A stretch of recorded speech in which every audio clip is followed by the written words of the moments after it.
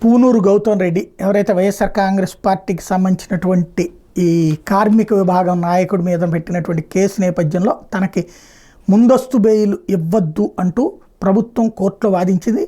విజయవాడకు చెందిన గండూరి ఉమామహేశ్వర శాస్త్రిని ఆస్తివాది నుంచి అడ్డు తొలగించుకునేందుకు హత్యకుట్ర పన్నిన వ్యవహారంలో సత్యనారాయణపురం పోలీసులు నమోదు చేసిన కేసులో దర్యాప్తుకి గౌతమ్ రెడ్డి సహకరించడం లేదని పోలీసుల తరపున పీపీ ఎం లక్ష్మీనారాయణ హైకోర్టులో వాదన వినిపించారు. విచారణ అధికారి లేని సమయంలో ఆయన టాణాకు వచ్చి వెళ్తున్నారని, అధికారి చెప్పిన సమయానికి రావడం లేదన్న, శాస్త్రిని అంతమొందించేది గౌతమ్ రెడ్డి మనుషులను పురమాయించినట్టు ప్రాథమిక ఆధారాలు ఉన్నాయని బెయిల్ పిటిషన్ కొట్టేయాలని కోరారు. గౌతమ్ రెడ్డి తరపున సీనియర్ న్యాయవాది వైవి రవిప్రసాద్ వాదనలు వినిపిస్తూ కోర్టు విధించే ఏ షరతుకైనా పిటిషనర్ కట్టుబడి ఉంటారని, పాస్పోర్ట్ని జమ చేస్తామని, పిటిషనర్పై రాజకీయ కక్షతో తప్పుడు కేసు పెట్టారని వివరించారు.